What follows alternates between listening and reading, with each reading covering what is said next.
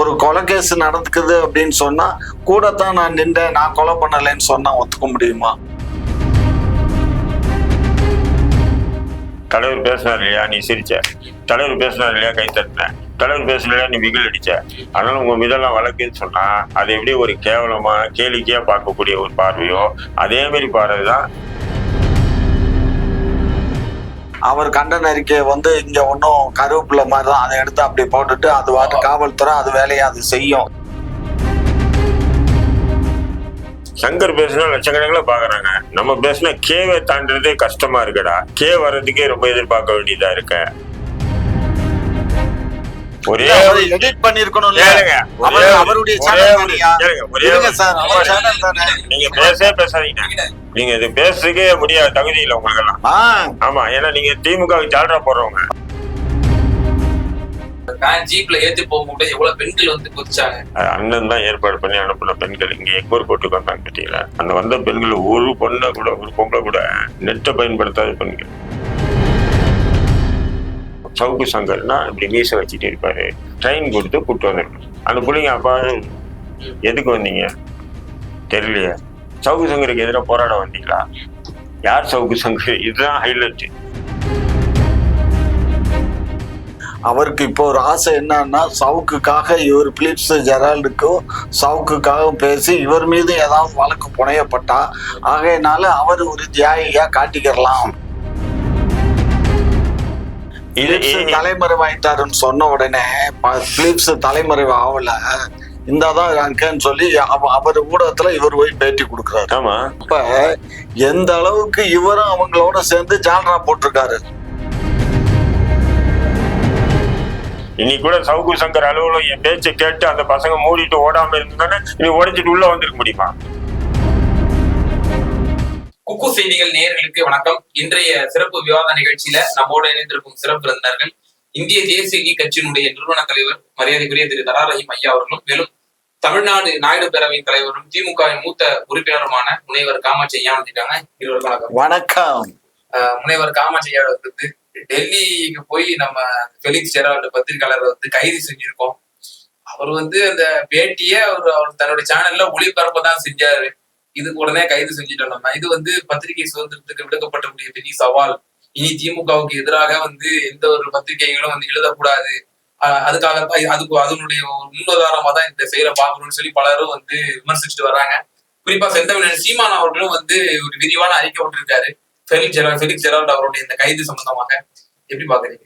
அதாவது ஜெயலலிதா ஆட்சி காலத்துல டெல்லியில இருந்த நம்மளுடைய காஞ்சி சங்கரா மடத்தினுடைய ஜெயேந்திரர் சரஸ்வதி சுவாமிகளை இங்க இருந்து விமானத்துல போய் அங்க இருந்து அவரை பிடிச்சி விமானத்துல ஏத்தி கொண்டுட்டு ரிமாண்ட் பண்ணாங்க. ஒரு மத குருவைய புரிஞ்சுக்கோ, கொலை கேஸ்ல தான். சரியா? பிளீஸ் கொலை பண்ணிட்டா போய் டெல்லியில. ஆகையினால இது போன்ற சமாச்சாரங்கள்லாம் இது சர்வ சாதாரணம். ஏன்னு கேட்டீங்கன்னா, ஒரு இந்த இடத்துல பிலிப்ஸ் அதாவது என்னன்னா சவுக்கு தீபாவளி என்று சவுக்கு எந்த அளவுக்கு இப்ப குற்றவாளின்னு சொல்லி தடா ரஹீம் அவர்களே ஒத்துக்கிறாரோ அதே போல பிலிப்ஸும் அதுக்கு ஈக்குவல் தான். ஏன்னு கேட்டீங்கன்னா, ரெண்டு பேரும் சேர்ந்துதான் அந்த சேனல்ல அவங்கள பத்தி அவதூறா பேசுறாங்க. இவரு அச்சான்னுகிட்டு இவரும் சொல்லிட்டு இருக்காரு. பிலிப்ஸும் அவருடைய சேனல்ல தான் தயா சரிதான் சொல்றாரு. அதுக்கு இவரும் சிலதை எடுத்து கொடுக்குறாரு, அவரும் சிலதை பேசுறாரு. சோ ரெண்டு பேரும் ஜாயிண்டா தான் அதுல பேசுறாங்க. அதனால அவர் ஒரு விஷயம் இருக்கும்போது ஒரு கொலை கேஸ் நடக்குது அப்படின்னு சொன்னா கூடத்தான் நான் நின்றேன், நான் கொலை பண்ணலைன்னு சொன்னா ஒத்துக்க முடியுமா? இந்த பல விவகாரங்கள்ல ஃபெலிக்ஸ் அவர்களுமே பல கிடுக்கக்கூடிய கேள்விகள் சவுக்கு சங்கர் அவர்கள் மீது வச்சிருக்காரு. நான் இந்த மாதிரி பல வீடியோகள் காட்ட முடியும். நான் அதை பத்தி ஆமோதிக்கக்கூடியவர் இல்ல ஃபெலிக்ஸ். நான் சொல்றது நீங்க முடிச்சிடறேன். நீங்க என்னுடைய பிளாட்ஃபார்ம்ல என்னுடைய ஊடகத்தை உங்களுடைய கருத்தை நீங்க வெளிப்படுத்துறீங்க. ஆனாலும் பல சமயங்கள்ல பல கிடுக்கக்கூடிய கேள்விகள் அவர் கேட்டிருக்காரு. ஃபெலிக்ஸ் ஜெரால்டு கேட்டிருக்கலாம், கேட்காம இருந்திருக்கலாம். அதை பத்தி இப்ப பிரச்சனை இல்லை. இப்ப இவரு இந்த நீதிபதி இவங்களை காவல்துறை பெண்களையும் அதிகாரிகளையும் பத்தி பேசும்போது இவரு கூட இருந்துதான் அது பண்றாரு. ரெண்டாவது அவர் சேனல்ல தான் பேசுறாரு. ஆகவேதான் அவரையும் கைது செய்திருக்காங்க. அந்த வழக்கு இருவர் மேலையும் தான் பாயும். புரியுதா? ஆகவே இது வந்து தவறு என்று சொல்லுவது, இதுக்காக இன்றைக்கு கூட சில நண்பர்கள் என்கிட்ட நாங்க ஆர்ப்பாட்டம் பண்ண போறோம், அதுக்கு வந்து பெர்மிஷன் கேட்கணும், பெர்மிஷன் கொடுக்க மாட்டாங்க, இருந்தாலும் நாங்க ஆர்ப்பாட்டம் பண்ண போறோம்னு சொல்லி என்கிட்ட சொன்னாங்க. நான் சொன்னேன், அது உங்களுடைய தனிப்பட்ட விருப்பம்ப்பா, அதுல வந்து நாங்க ஒன்றும் தலையிட முடியாது. நீங்க ஆர்ப்பாட்டம் வித்தவுட் பெர்மிஷன் இல்லாம நீங்க போய் பண்ணாக்க பண்ணுங்க, உங்களுக்கும் ஒரு ரிமாண்ட் பண்ணா நீங்களும் உள்ள போய் இருந்துட்டு வாங்க, வெளியே எதுக்கு வெயில் காலத்துல சார் வந்து நசுக்கப்படுமாங்கிற ஒரு அச்சம் வருது. இப்ப எதிர்காலங்கள்ல வந்து இது ஒரு சமிக்கையா இருக்கும். யாரெல்லாம் திமுக அரசுக்கு வந்து எதிராக வந்து முட்டாளா ஐயா, அவர்கள் நாளை தினம் கைது செய்யப்படலாம். முட்டாளா? 3 வருஷமா இதே சவுக்கு சங்கர் எங்க அரசை பத்தி எவ்வளவு அவதூறு பேசியிருக்காருங்கிறது நாடறிஞ்ச உண்மை, ஊரறிஞ்ச உண்மை. அப்படி இருக்கல, அப்படி இவரு மட்டும் இல்ல, இவரை போல இன்னும் நிறைய சேனல்கள் எங்களை பத்தி பேசுது. அப்படி பேசிக்கிட்டு இருக்கவங்களை எல்லாம் நாங்க பிடிச்சா உள்ள போடுறோம். மாரிதாஸ் அவர்கள் பஞ்சி விவகாரம் பத்தி பேசினார், மருத்துவமனை சம்பந்தப்பட்டு. அப்போ நம்ம வந்து வழக்கு போட்டோம், நம்ம அவரை சிறைப்படுத்தணும். அந்த மாதிரி சவுக்கு சங்கர் அவர்கள் உங்க அரசின் மீது அலிகேஷன் வச்சாரு அப்படின்னா நீங்க அவரு அப்போதே வழக்கு போட வேண்டியது தானே? இங்க பாரு, இங்க பாரு, அது நீங்க சொல்ல வேண்டிய அவசியம் இல்லை. எப்ப வந்து காவல்துறைக்கு வந்து கைது செய்யணும், எப்ப கைது செய்யக்கூடாதுன்னு காவல்துறைக்கு தெரியும். காவல்துறை நடவடிக்கையில அவரு ஒரு இன்ஃபுளுன்ஸ் ஆளு, அவர் ஒரு வீடியோ போட்டார் அப்படின்னா வெகுஜனங்கள் வந்து விமர்சையா பாக்குறாங்கிற பொழுது, அப்ப அந்த அரசினுடைய இன்ஃபர்மேஷன் அப்படின்னா பல லட்சம் மக்களுக்கு சேருதா? திமுக ஐடி உட்பட திமுக ஆதரவு வலைதள தொலைக்காட்சிகளுக்கு அங்க ஒரு வருத்தம் இருக்கு. என்ன வருத்தம்னா, சங்கர் பேசினா லட்சக்கணக்கில் பாக்குறாங்க, நம்ம பேசினா கேவை தாண்டதே கஷ்டமா இருக்குடா, கே வர்றதுக்கே ரொம்ப எதிர்பார்க்க வேண்டியதா இருக்க. புரியுதுங்களா உங்களுக்கு? அப்படின்ற அந்த இது இருக்கு. அதனுடைய எதிரொலியா கூட இன்னைக்கு வந்து சங்கரை ஒட்டுமொத்த பெரிய குற்றவாளி மாரி சித்தரிக்கிறாங்க. அதுக்கு அந்த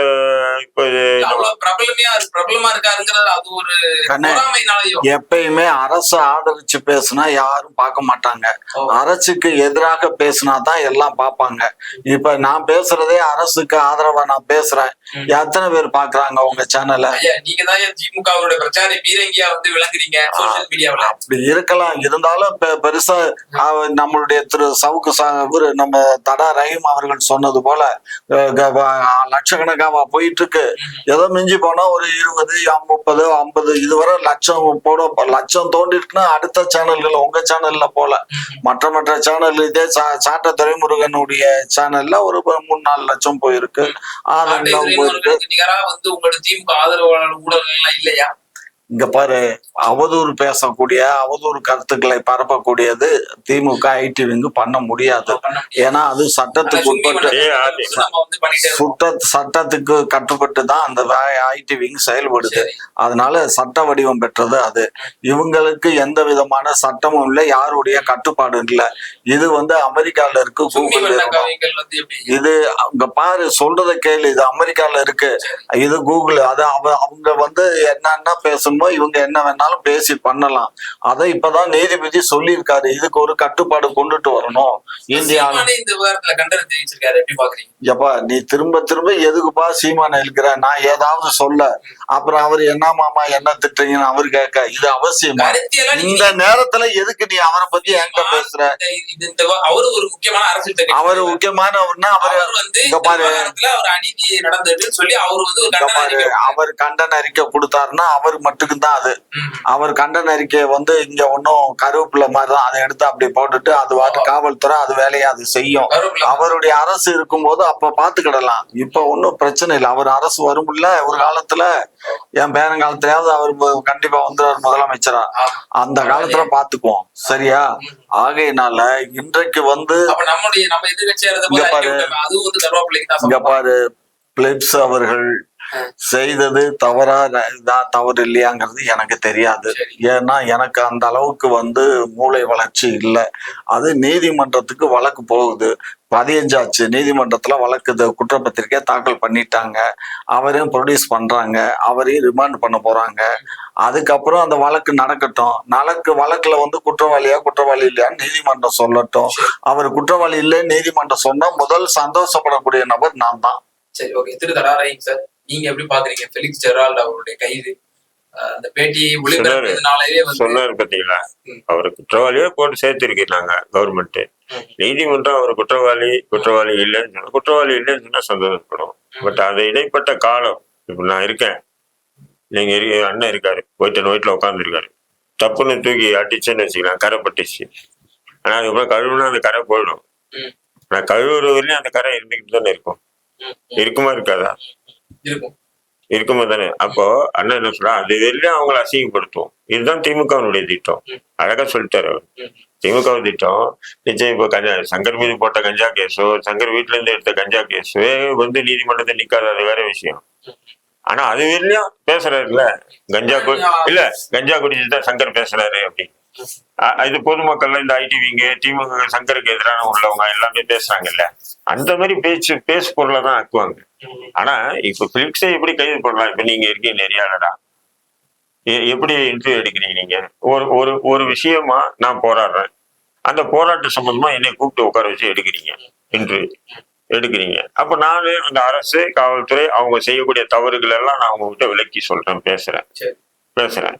ஆனா அது உங்க கருத்து இல்லை. என்னுடைய சித்தாந்தத்துக்கு என்னுடைய சிந்தனைக்கு உட்பட்ட விஷயங்களை எதிர்த்து நான் போராடும்போது நீங்க என்ன பண்றீங்க, இந்த விஷயமா எதுக்காக நீங்க போராடுறீங்க, எதுக்கு பண்றீங்க, ஏன் இப்படி பண்றீங்கன்னு கேட்கும்போது நீங்க நான் சொல்றேன். சொல்லும் போது அரசுன்னு காவல்துறையோ நீதித்துறையோ அப்ப அவங்க செய்யக்கூடிய சில பல தவறுகளை நான் எனக்கே உண்டான பாணியில் நான் வெளிப்படுத்துறேன்னு சொன்னா அது நெறியாளர் எப்படி பொறுப்பாவாரு? இது எப்படி இருக்குன்னு சொன்னா, கேளுங்க, மேடையில வந்து ஒரு தலைவர் பேச தொண்டர்களை உணர்ச்சி வசப்பட்டு விசில் அடிக்கிறவனையோ கை தட்டுறவனையோ சிரிக்கிறவனால நான் வழக்கு போடுங்கன்னு சொன்னதுக்கு எப்படி சொன்னா எப்படி ஒரு கேளிக்கையா இருக்குமோ? சிரிச்சவன் தலைவர் பேசினார் இல்லையா நீ சிரிச்ச, தலைவர் பேசினார் இல்லையா கை தட்டின, தலைவர் பேசலையா நீ விகில் அடிச்ச, அதனால உங்க மீதெல்லாம் வழக்குன்னு சொன்னா அது எப்படி ஒரு கேவலமா கேளிக்கையா பார்க்கக்கூடிய ஒரு பார்வையோ அதே மாதிரி பார்வைதான் சங்கர் பேசினார், சங்கர் மீது வழக்கு. அது எப்படி இது பிளிக்ஸ் மேல வழக்கு போட முடியும்? நீங்க தான் அந்த வீடியோ போடும்போது பொறுப்பு துருப்பு மறுப்பு கிருப்பு எல்லாமே போட்டுறீங்க. பேசக்கூடிய கருத்துக்கள் அவரை சார்ந்தது எங்களை சார்ந்தது இல்லை. அதே நீதிபதி அவர்கள் கருத்து தெரிவிச்சிருக்காருல்ல, என்னன்னு யார் வந்து இந்த சேனல்ல வந்து இது மாதிரியான அவதூறு பரப்புபவர்களை வந்து ஊக்கப்படுத்தி வந்து எடுக்கிறாரோ அந்த நெறியாளர் மீது வந்து A1 அக்யூஸ்டா வந்து அவங்க வைக்கணும். அதாவது அதை பத்தி நம்ம பேசணும்னா தனியா ஒரு சப்ஜெக்டே பேசணும், இப்படி விவாதம் பண்ண முடியாது. ஏன்னா அதை பத்தி பேசணும்னா அவதூறுனா என்ன அவதூறு? ஒரு ஆட்சியை பத்தி ஒரு விஷயம் பேச கேளுங்க, நானே சொல்றேன், ஒரு ஆட்சியாளரை பத்தி ஒரு விஷயம் பேசணும்னா அது அவதூறு ஆகுமா?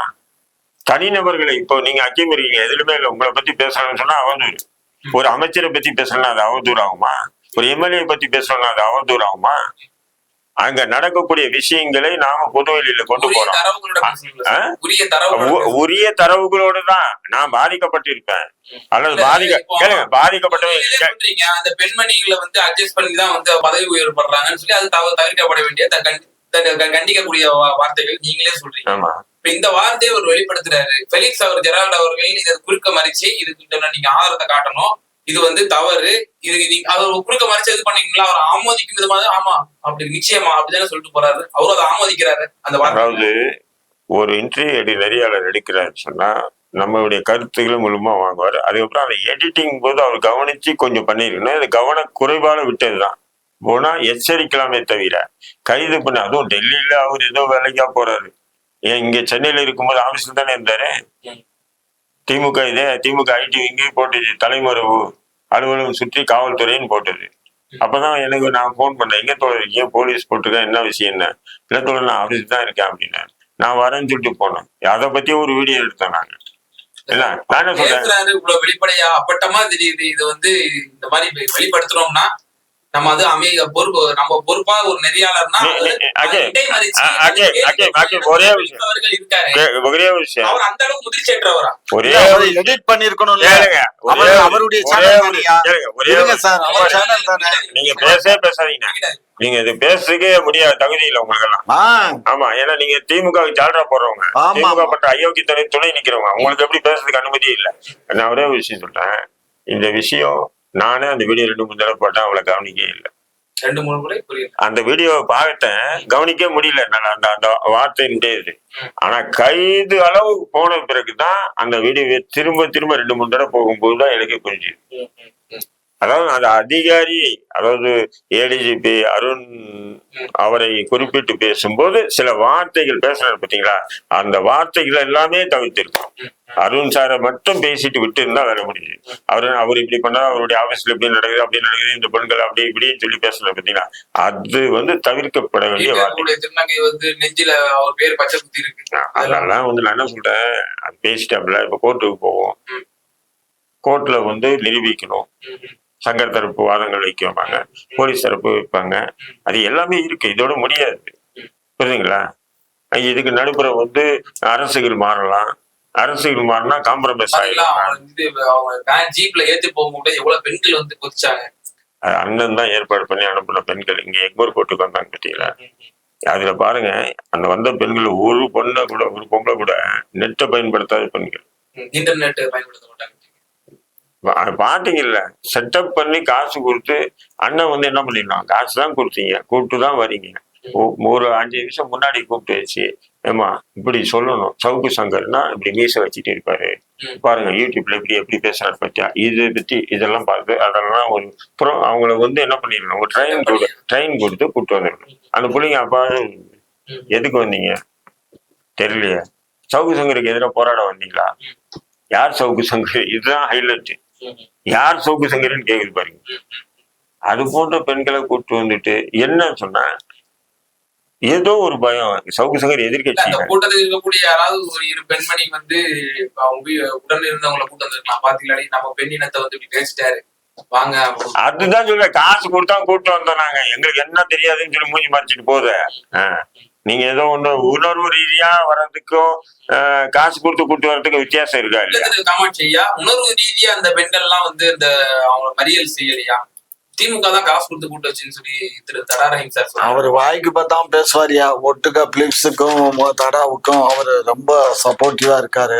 அவர் இப்ப இந்த நேரத்துல எதை பேசினாலுமே அவருக்கு இப்போ ஒரு ஆசை என்னன்னா, சவுக்குக்காக இவர் பிலிப்ஸ் ஜெரால்டுக்கும் சவுக்குக்காகவும் பேசி இவர் மீது ஏதாவது வழக்கு புனையப்பட்டா ஆகையினால அவர் ஒரு தியாகியா காட்டிக்கிறலாம் அப்படிங்கிற எண்ணத்துல. ஏற்கனவே 17 ஆண்டு சிறையில இருந்திருக்கேன், இது போன்ற பல அடக்குமுறைகளை எதிர்கொண்டிருக்கேன், பல வழக்குகள்ல இப்ப கூட 78 வழக்கு கிட்ட எங்க மேல இருக்கு. ஆனா அதனால இதெல்லாம் ஒரு தூசா தான் நான் பார்ப்பேனே தவிர, நான் இந்த வழக்கு தான், இதுக்கு முன்னாடி வழக்குகளை பத்தி சந்திக்காதவன், இது போன்ற காவல்துறையினுடைய அடக்குமுறைகளை எதிர்கொள்ளாதவன். ஆனாலும் இந்த வழக்கு அந்த வழக்கு வந்துச்சுன்னு சொல்லி எனக்கு பெருமையா ஒரு தியாகி மாரி நான் இருப்பேன்ற அவசியம் இல்லை. என்னைய பொறுத்தவரையிலும் இது போன்ற அரச பயங்கரவாத அடக்குமுறைகள், அது திமுக செஞ்சாலும் எதிர்ப்பான் இந்த ரஹீம், பாஜக செஞ்சாலும் எதிர்ப்பான், அதிமுக செஞ்சாலும் விஷயம் தெரியுமா, தலைமறைவாயிட்டாருன்னு சொன்ன உடனே பிலிப்ஸ் தலைமறைவு ஆகல, இந்தாதான் இருக்கேன்னு சொல்லி அவர் ஊடகத்துல இவர் போய் பேட்டி கொடுக்குறாரு. ஆமா, எக்ஸலத்துல பதிவு பண்ணிருக்காரு, பேட்டியே கொடுத்தாரு, வந்துருச்சு வெளியில, 2 லட்சம் பேர் பாத்துருப்பாங்களா, வந்துருச்சு அது வெளியில. அப்ப எந்த அளவுக்கு இவரும் அவங்களோட சேர்ந்து ஜால்ரா போட்டிருக்காரு. ஜால்ரா போடல, நான் தான் சொல்றேன், இந்த அரசு பயங்கரவாதத்துக்கு பயந்து ஓடாதீங்க, என்ன நானு நில்லுங்க, ஃபேஸ் பண்ணுங்க. நான் எல்லாருக்கிட்டையும் சொல்றதுதான்.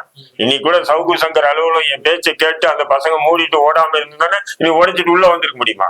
நான் சொன்னேன், டே நீங்க திறந்துட்டு உள்ள உட்காருங்கடா, உங்களுக்கு சம்பளம் கொடுக்க என்னால முடியாது, என்கிட்ட இல்ல காசெல்லாம், ஆனா நீங்க பணியை செய்யுங்க, உட்காருங்க, சும்மாச்சும் உட்காருங்க, ஆபீஸ்ல மூடிட்டு ஓடாதீங்கடா. என்ன சின்ன பசங்க பயந்து ஓட்டானுங்க முட்டு, இன்னைக்கு உடைச்சிருக்காங்க மூடிட்டு.